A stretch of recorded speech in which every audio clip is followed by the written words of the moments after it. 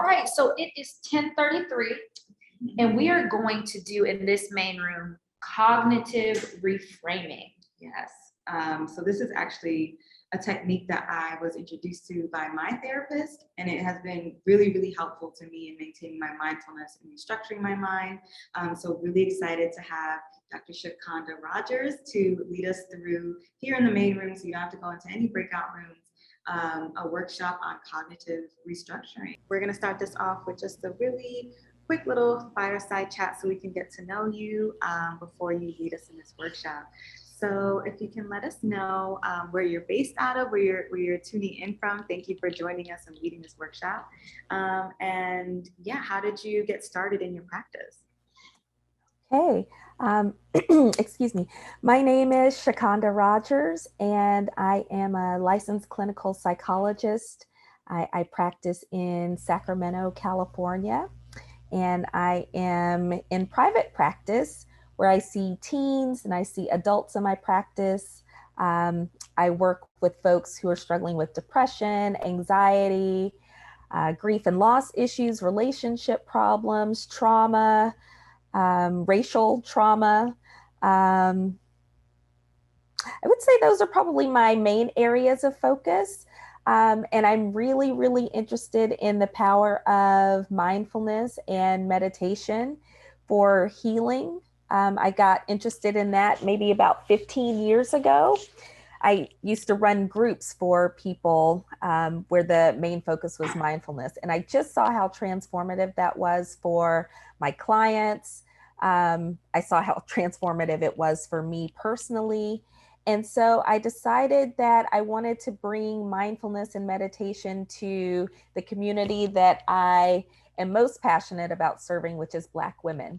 So in 2018, I started what's listed here on the screen, Melanin Meets Mindfulness. And it is an organization focused on holistic wellness for Black women.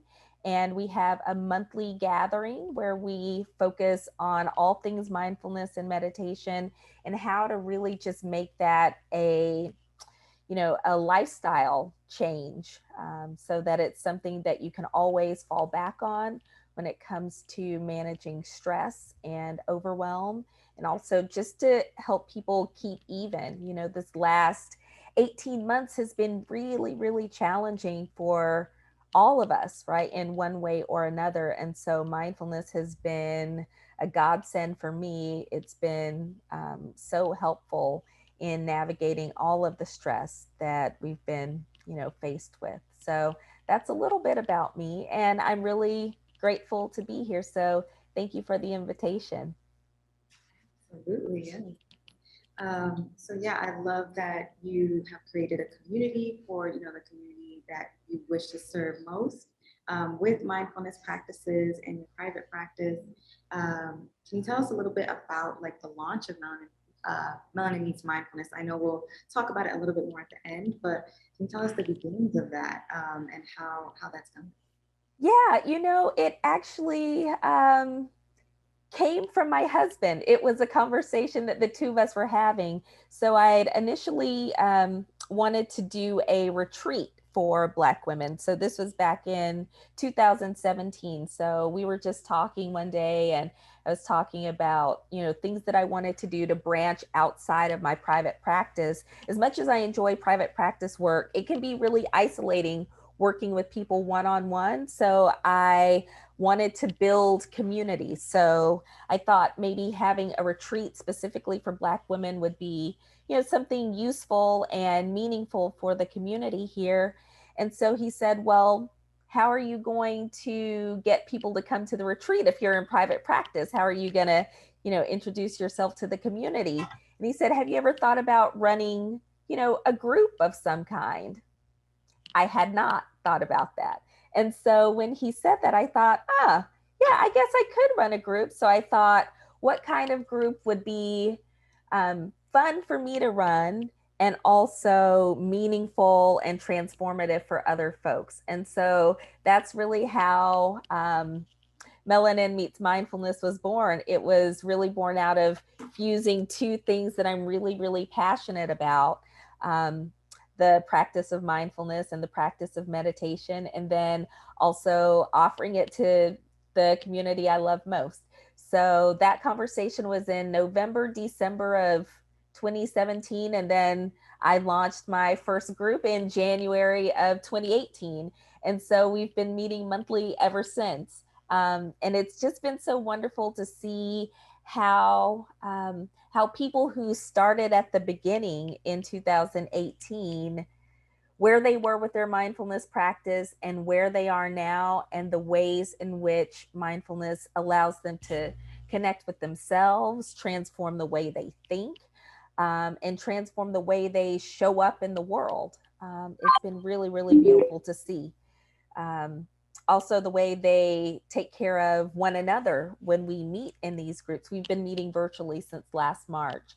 So it's a really beautiful community that has continued to thrive even in a virtual format like this. So it's been a real blessing. That's beautiful. Shout out to the hubby for, connecting those dots. I know, he started the whole thing. Yeah, that's awesome. Alrighty, so I hope you're able to share your screen if you want to just check that really quick. Yes, so this is like, I love this. Oh, and take my hand drop there, coupon code for $5 off 15 or more today. Yes, so as we're moving through this, if y'all have any questions, any feedback, if anything's resonating with you, definitely drop it in the chat. I'll go off camera and I will be monitoring that. And then when you just see me hop off mute or off camera, we've reached almost the end of our time and we can start wrapping up. And if we have any audience questions, we can get to those. So I will hand it off to you. Okay. So are you able to share? yes, I'm able to share. When I'm sharing, I'm sometimes not able to see the chat, or I'm not very good at multitasking. So if there are questions, feel free to drop in any comments or questions you may have. That's one of the things that that's most helpful to me, and I feel like it makes these kinds of topics much more resonant for folks if we can have a conversation. So I don't ever want to feel like I'm talking at people. So I like to think about this as a conversation. So if you have questions, feel free to put those in. And Mel, if you don't mind, if you see some of those questions, feel free to, stop me so we can talk about those. Yeah, that's why I'm Good. here. So I'll, no worries about not seeing the chat. Okay. We're monitoring it. And yeah, so drop your thoughts in, y'all, and I'll let you take it away. Okay, here we go. Okay, let's see, trying to move this over. Okay, can everybody see that okay? Okay. So as Mel was talking about this topic of cognitive restructuring, one of the things that we talk about with clients as therapists is the way we are thinking about things, right? It's about how we feel, but it's also about how we're perceiving what it is that's happening around us. And so if we can change the way we are thinking about something, then we can also change the way how we're feeling about something and how we respond to our circumstances.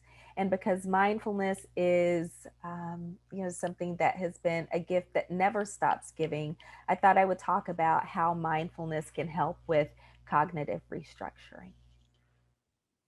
Does anyone here have a mindfulness practice? That's one thing I always like to check in with folks about too. Because some people are new to mindfulness. Some people have had a long-standing practice. So I try to make the presentations, something that can be useful for everyone, no matter what your level of practice is. Yeah, we got a yes. Yes, I definitely have a mindfulness practice. Oh, great. I always love to have a mindfulness practice. Go ahead. I use the Calm app. And it's amazing. It has sleep stories. It has multiple meditations. And they do a great job of incorporating various celebrities and other people who have had issues. I won't say issues, but who are concerned with mindfulness practice and self-care. So they even have a meditation by like LeBron. They have one, a sleep story, Tabitha, the young lady who's very popular right now. So the Calm app is pretty awesome. Yeah, yeah. The Calm app is really good. One of my favorite ones is the Liberate meditation app, which is a meditation app specifically for people of color.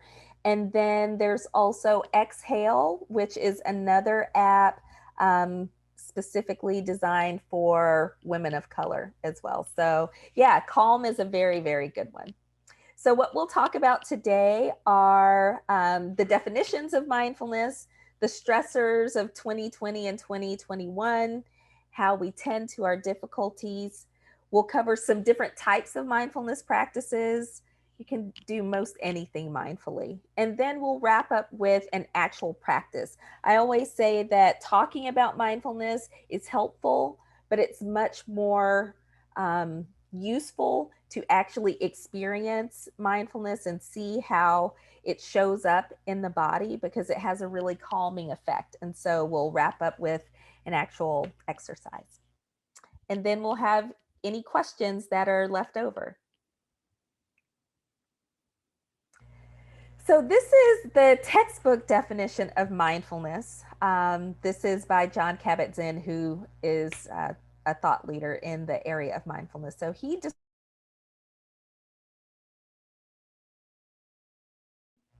I was muted. I'm sorry.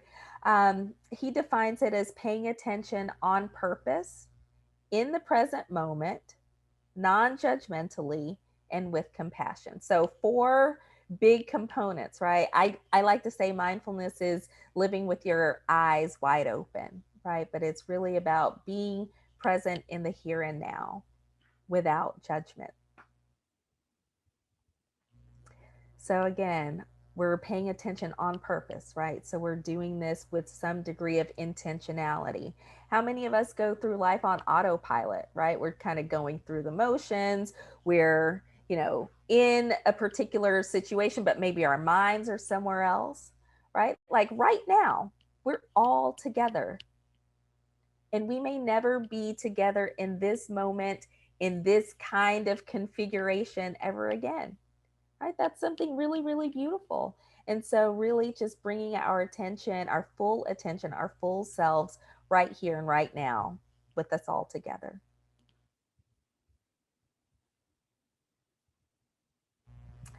Now, these are the 2 components that were hardest for me when I first started practicing mindfulness.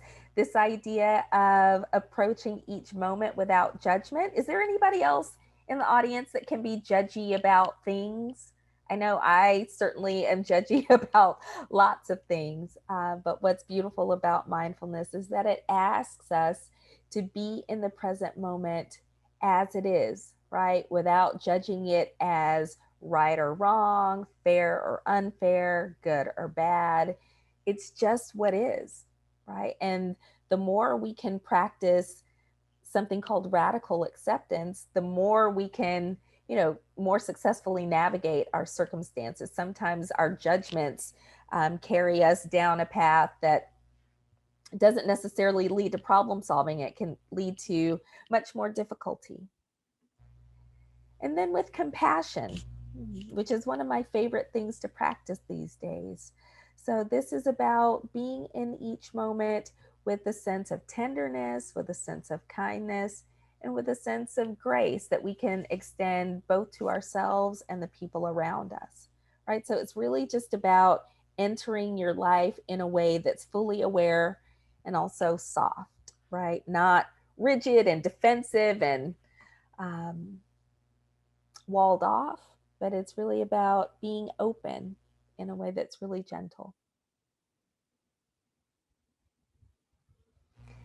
And so the other thing about mindfulness, outside of that definition, it's also an embodied practice, right? So this is about how accessing the felt sense of your emotions, right? So when you're angry, where and how does that show up in the body? When you're sad, how and where does that show up in the body? When you're feeling joy, how and where does that show up in the body, right? So mindfulness is not just about being aware of what's happening around you, but it's also what's happening internally for you. It's about what's happening in your mind with your thoughts. It's about what's happening in your heart with your emotions.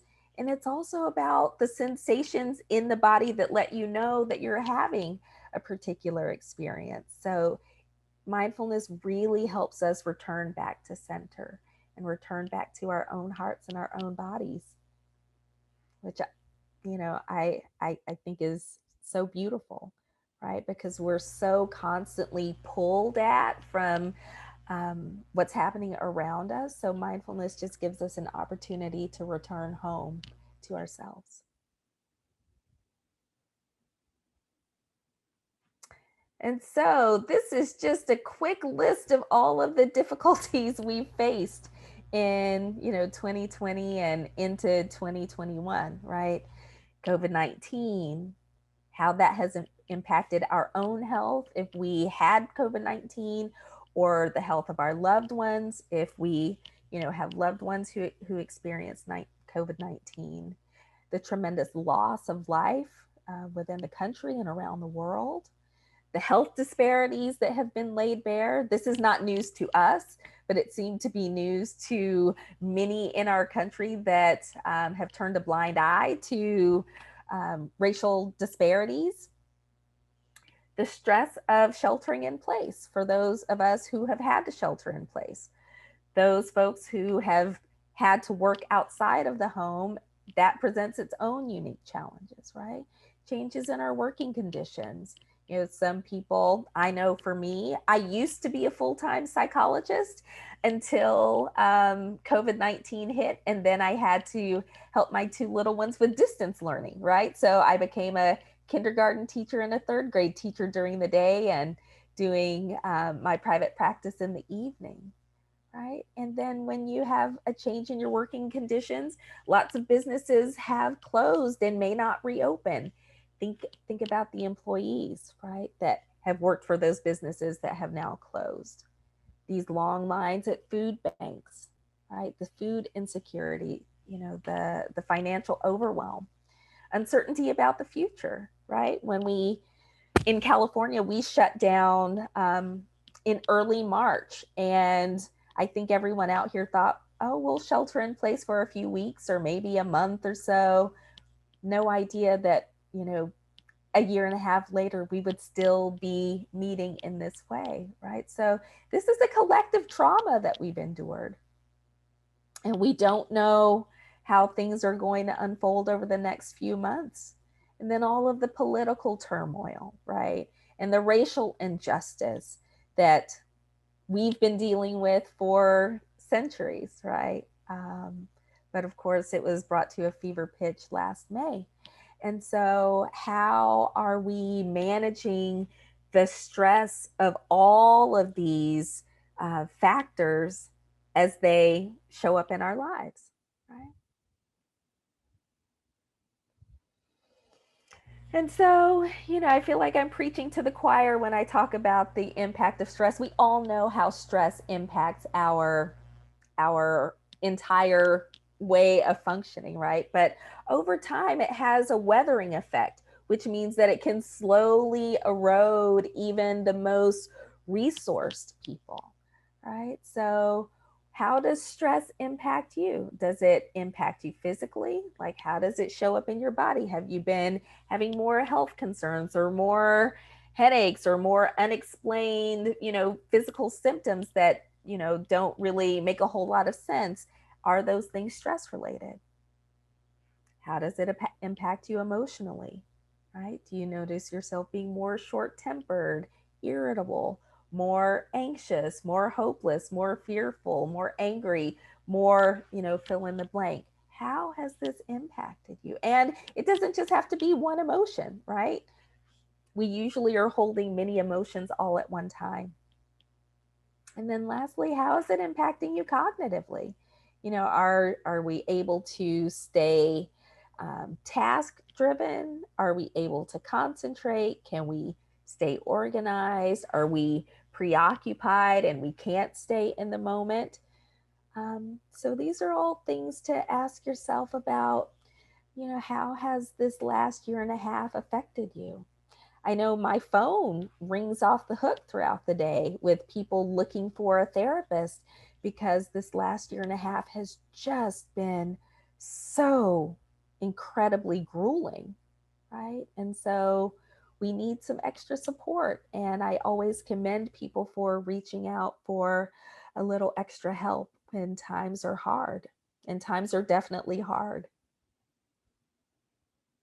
And then, of course, dealing with the legacy of race-based trauma, right? I always talk about racial trauma and intergenerational trauma, all of the things that our ancestors have had to deal with that just keep getting passed down through the years, right? So not only are we dealing with present day stress, but we as communities of color are also contending with the legacy and the history of racial trauma that has gotten passed down through our lineage, right? So it's about holding all of those and hopefully healing all of those.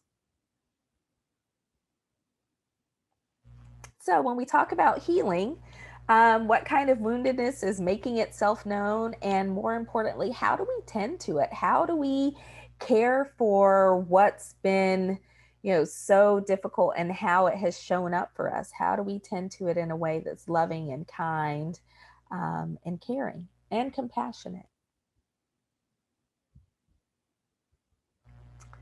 With mindfulness, for me, and the way we practice mindfulness is with awareness, right? So this is about allowing, so all of our emotions that are present, allowing them to be there, right? Just giving it space and room to exist instead of trying to push it away and say, I don't have time to deal with this depression. I don't have time to deal with this sadness. I don't have time to deal with this fear. Just because we don't have time for it doesn't make it go away, right? So the more we actually allow it and invite it in, it gives us the opportunity to see what lessons it has to teach us and how to cope. Then the second one is with responding instead of reacting, right? Sometimes when we're so overwhelmed, we can react impulsively because we're just, you know, so overwhelmed by what it is we might be dealing with. And when we react versus responding from a place of wisdom, sometimes we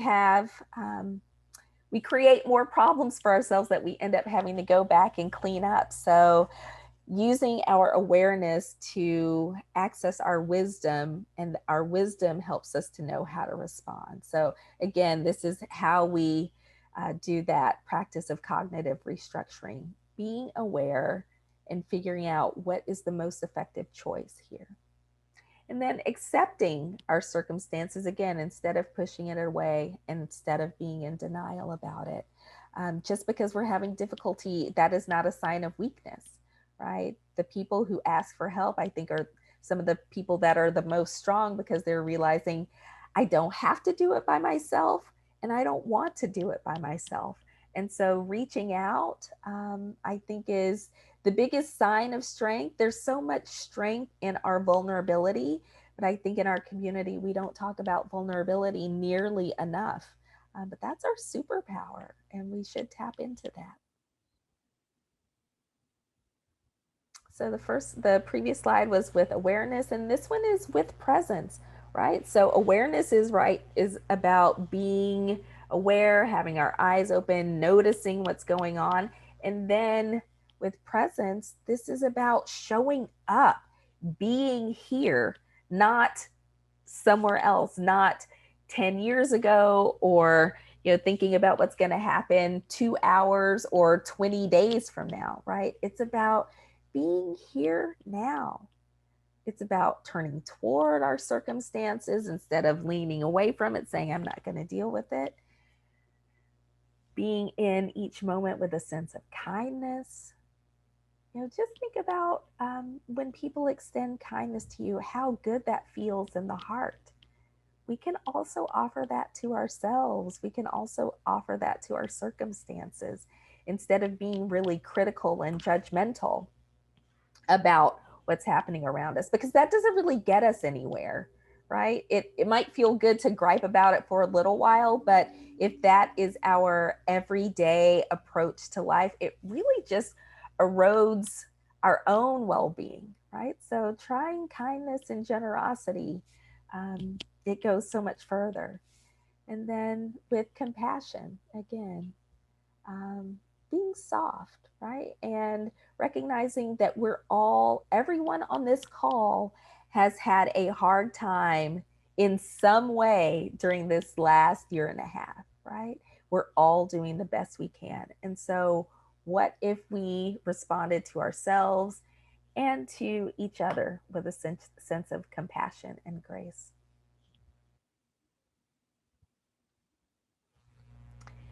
And this is one of my favorite quotes about mindfulness, because folks usually say, I don't have time for mindfulness, or I don't have time for meditation. I'm so busy. I can't settle my mind. So this is a beautiful quote. It says, the moment you realize you aren't present, you're present once again. So you can become mindful again and again. Mindfulness is always that close.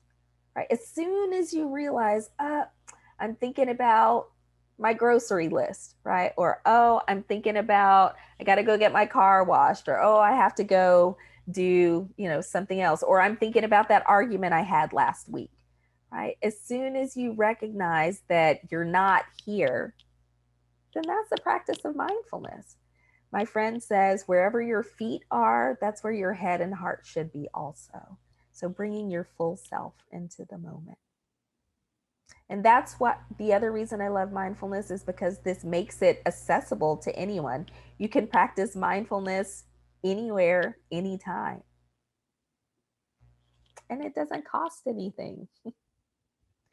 Yeah, really quick, Shacunda, I'm just gonna Yes. see some of the love that is being dropped in the chat. Oh, okay. So telling you to preach. Destiny McKinney says there is courage in being vulnerable, which I 100% agree with. Oh, And yes, Salunis is like, yes, this is like a big hug.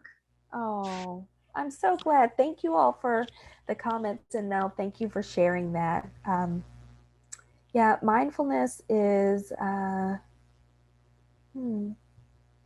it has softened me in so many ways, and I wouldn't change it for anything. I used to be all in my head, thinking about things, super judgy, super critical. I'm a Virgo, so that's just kind of how we do things. But mindfulness has really gotten me to see the ways in which I can be judgmental or critical, and how that really interferes with finding and staying rooted in joy. So mindfulness has been such a gift to me, which is why I'm so passionate about it and want to share it with other people, because it has, like this picture here, it has carved out a path for me to find joy and peace and ease. And so sometimes people talk about mindfulness as the middle path. And so the way I talk about it is, if you are constantly rehashing the past, like constantly thinking about it over and over and over again, or if we're rehearsing the future, like thinking about, well, what is going to happen in a week, or what's going to happen in 2 weeks, or what's going to happen on down the road. If we're so preoccupied with the past or the future, then we really miss the beauty of the here and now. And the here and now can be difficult, right? Like I have 2 little boys who are 6 and 9. It's chaos, right? But it's also really, really beautiful. So mindfulness helps us to remember to bring ourselves back to the present moment.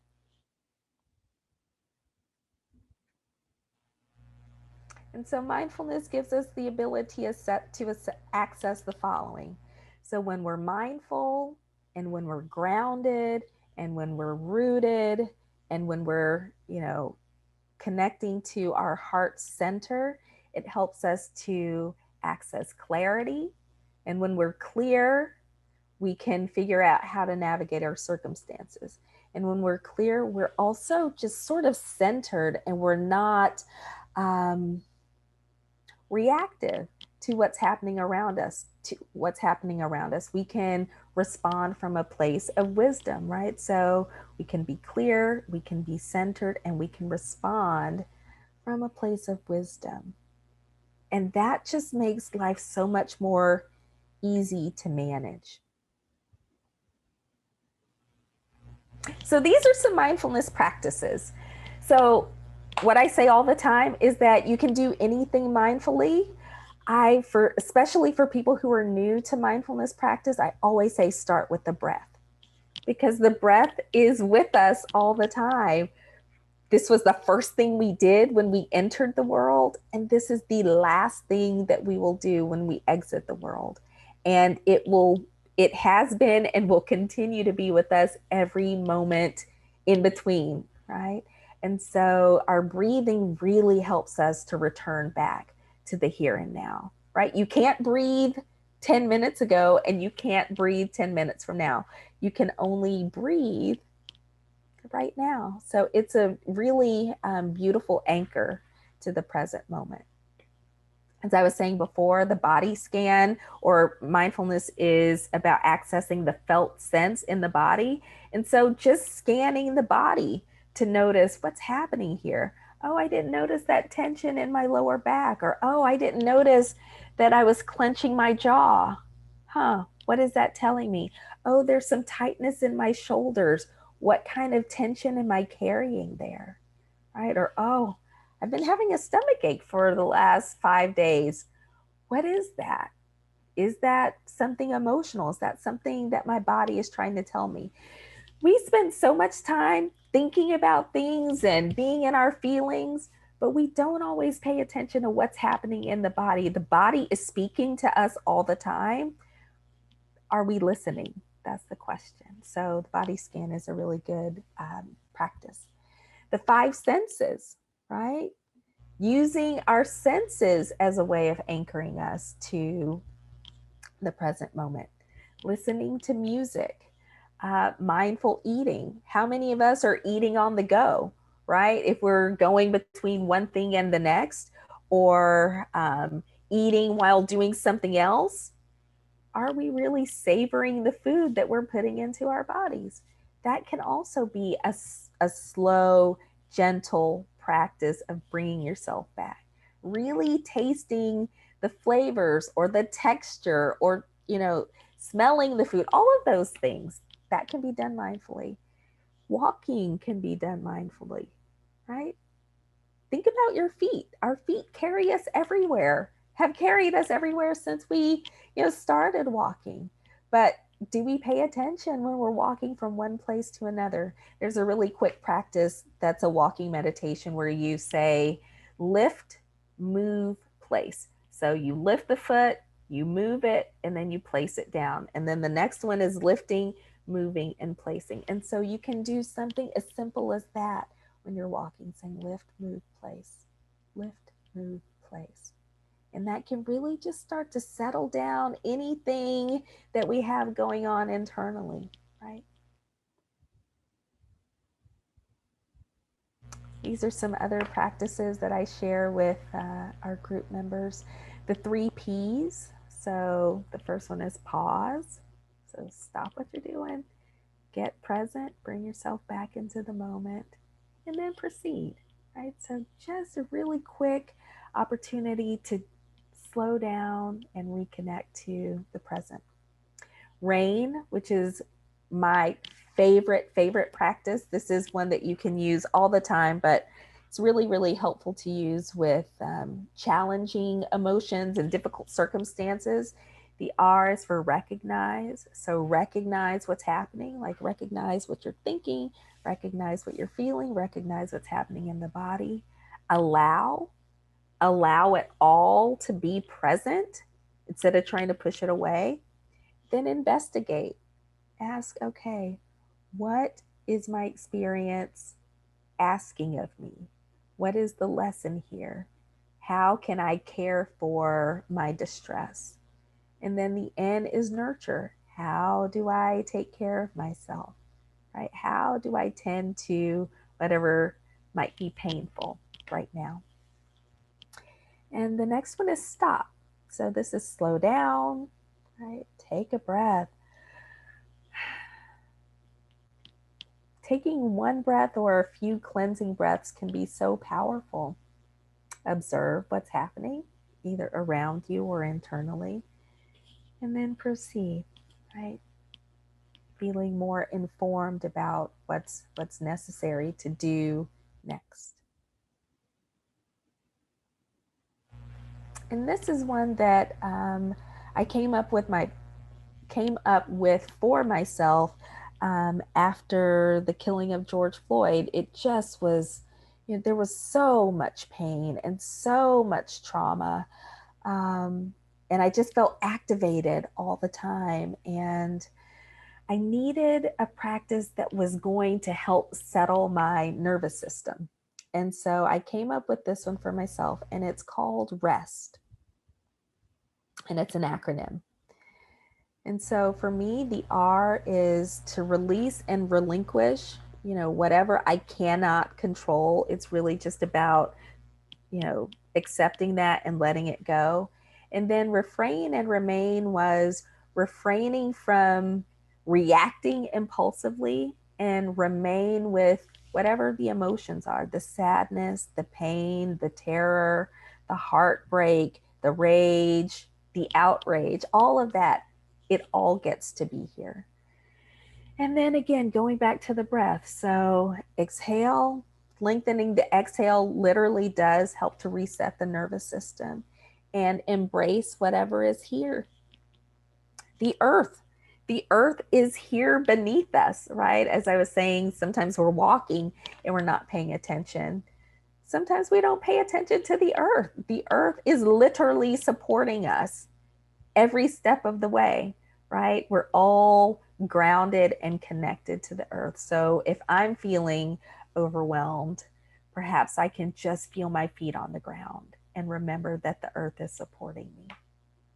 The earth gives us our air to breathe, the water we drink, the food we eat, right? The earth is constantly supporting us in ways that we don't always have gratitude for. And then the S is for silence and stillness, right?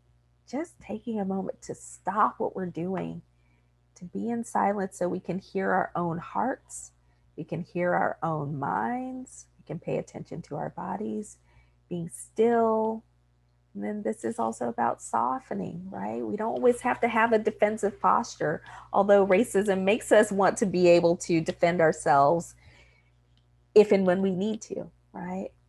But again, this is about taking care of ourselves. So softening that defensive posture and surrendering, just saying, okay, I can't keep being in this fight, right? So this is about just taking a few minutes to take care of ourselves. And tranquility. So what are the spaces that bring you a sense of tranquility and peace? For me, it's sitting on my grandmother's porch in the country in Alabama. Every time I think about it, it just brings so much peace to my heart. And with not being able to travel as much, think about whatever place in your life creates a sense of tranquility and ease. And just imagine yourself there, right? So finding things that just bring a sense of peace and ease to your life, and tenderness. And then also the sense of touch, right? Just, placing a hand on your heart or placing a hand on your belly or giving yourself a gentle squeeze, right? These are all forms of soothing touch that we can do.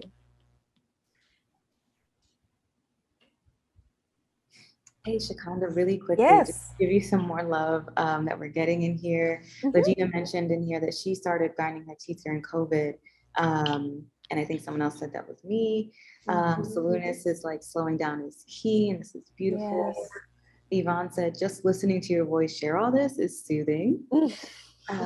Zenobia, our first giveaway winner, says, I love the idea that we came in and we leave breathing. Yes. Really powerful. Yes. Thank you so much, Mel, for sharing that. And thank you all for your comments. I really appreciate it. And I'm glad that it's resonating. And Regina, when you were talking about grinding your teeth, right? These are things that maybe we were not doing prior to COVID, but it's all of these small things that we notice that, what is that about? What's happening there?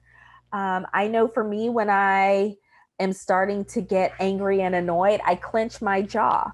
So now I pay attention to when I'm clenching, then I check in with my heart, right? So my body gives me the signal, and then it reminds me, oh, what's happening in here? Oh, there's anger. Okay. And the other thing about this is that we get curious about it. We don't judge ourselves for having the reaction, right?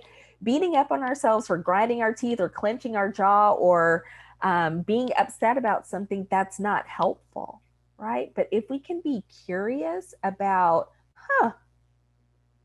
what is that about, right? Then that gives us an opportunity to investigate a little more and create more space for whatever it is that we're feeling. And so I'll end with this practice. This is, so I said the rain practice was my favorite. This too is one of my favorites. This is called the awe practice. And this too is an acronym, and it stands for and what else? And what else is present, right? Just because we are having a story or a narrative about, fill in the blank, that's not all that's there. But sometimes we can get so caught up in the story, we can get so caught up in the narrative, we can get so caught up in what they said or what they did and how that made us feel and what you're going to say to them next. Like, we can get so caught up in that, right? But this practice says, yes, yes, yes, that is present. But what else is here? What else is there to notice? And so we'll walk through a quick awe practice if folks are ready and able to do that. So before we get into it, Mel, I wanted to ask how much time I have, because I know we're on a schedule and I don't want to take up too much time. Yeah, no worries. It's funny because there was actually more love in the chat for you from the last that you went through. So Lunas is like, this session is giving me a tingling sensation. And then Destiny is asking if we can go back to the slide that has pause and rain on it. Oh, yes. Yeah, really informative slide there. So yeah, if we can just head back to there. And then for time, no one has dropped in any questions. So 11:17, I'd say we have a good maybe 8-9 minutes. That's perfect. Yeah. Okay. Well, I'll leave it on this slide. So if folks want to take a screenshot, and then I also emailed these slides to our fabulous hosts. So if people want a copy of that, they have access to it. And then I have my contact information on the last slide, so you can always email me also, and I can send you a copy of these slides. Okay, so I'm going to get my phone out so I can take a look at the time, and then we'll get started with the practice. Okay, so if folks are ready to engage in a small practice, we can get started. I'll ring a soft bell when it's over, so there's nothing for you to do other than to sit and find your way back to your own heart. Okay, so finding a position that is comfortable, whether that is seated, whether that is standing, whether that's lying down. And just taking a few calming, centering breaths.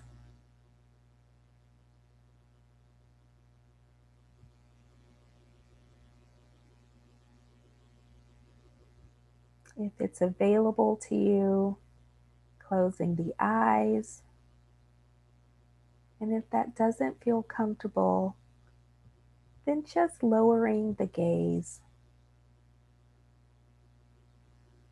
This is about what will be most supportive for your practice, what you need in this moment, what your body requires to settle.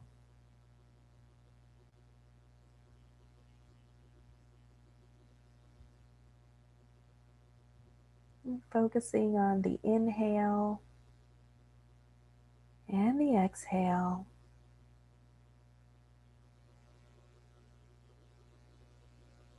Seeing if you can track your breath for one full cycle. The inhale. And see if you can notice the slightest, tiniest, almost imperceptible pause between the inhale and the exhale. See if you can notice that and locate that.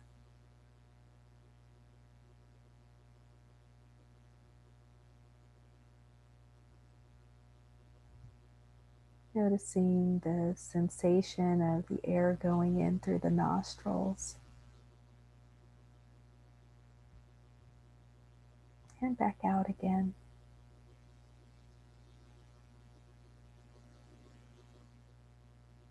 Sometimes it's helpful to place a hand on the chest at the heart center or the belly.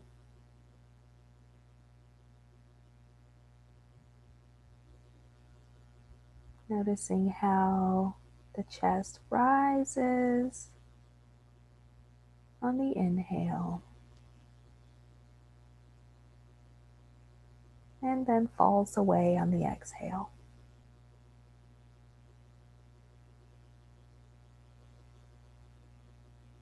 This is our anchor to the present moment.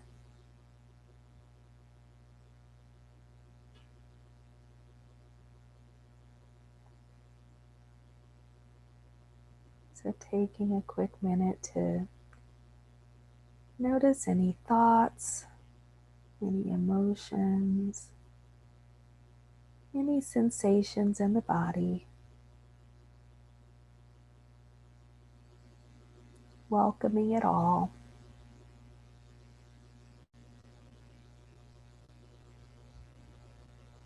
Allowing it to be present.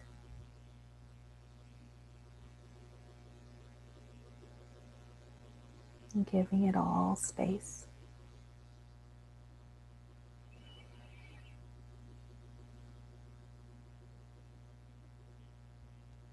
And as we enter into this practice of and what else, we'll be paying attention to what else is happening. And we'll anchor ourselves with our 5 senses. So in this moment, gently opening our eyes and looking around the room to just notice what you see without judging it, without getting into a story about what you see. But maybe notice 3 things and then return to closing your eyes or lowering the gaze.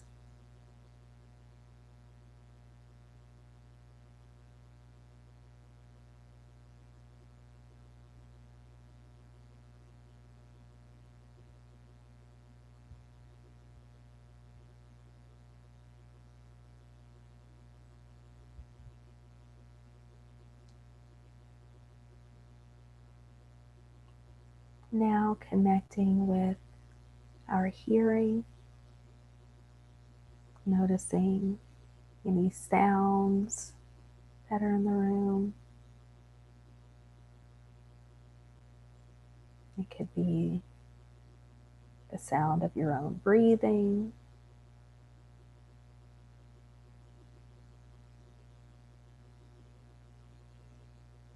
Maybe there's a sound in your immediate environment or Maybe there's a sound off in the distance that you can vaguely hear. Just attuning to what we can notice through hearing.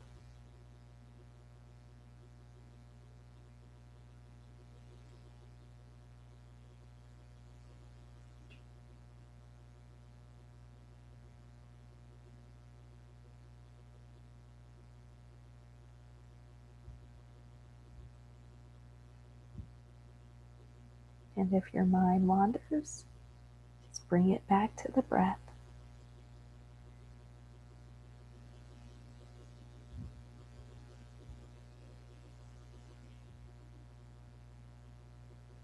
Now focusing on our sense of smell.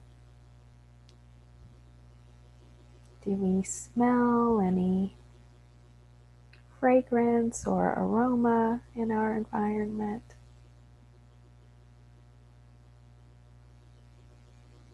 Maybe there's a scented candle or fragrance of perfume, lotion, or nothing at all. Just centering our attention on our sense of smell.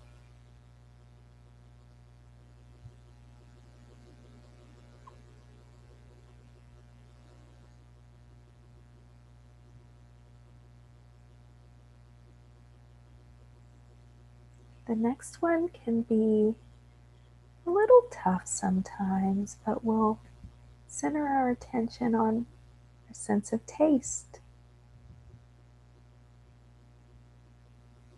Is there any flavor or anything on your palate that you can taste in this moment? Maybe you just brushed your teeth before logging on and there's a little hint of toothpaste. Or maybe you had a bite of something to eat or a sip of something to drink. Just noticing what's on the palate.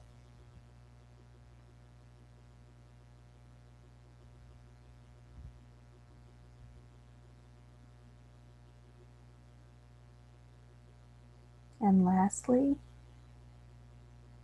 touch. Noticing the point of contact between your feet and the floor beneath you. Your body as it sits in a chair or lies on a bed or the floor. The point of contact between your clothes and your skin. And maybe where you're resting your hands.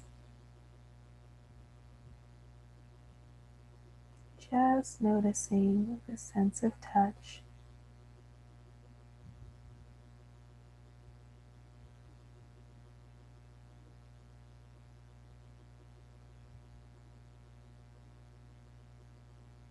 And with the five senses, we create a little bit of space, a little bit of distance by focusing on, and what else is here?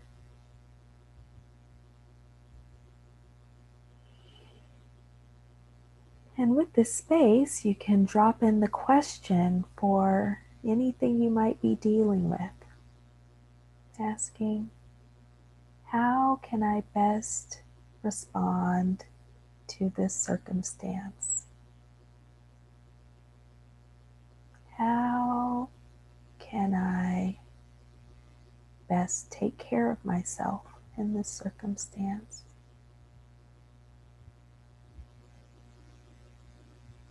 How can I be guided by my wisdom in the circumstance.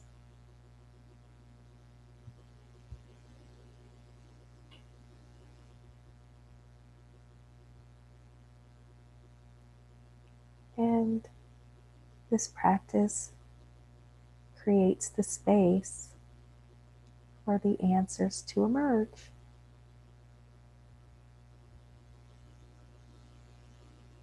And if the answer doesn't emerge right now, that's okay.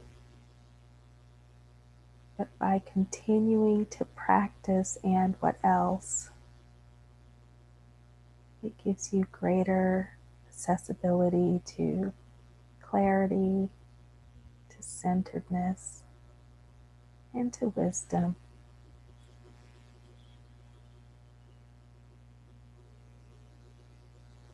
And when you're ready, you can slowly open your eyes and return your attention back into the room.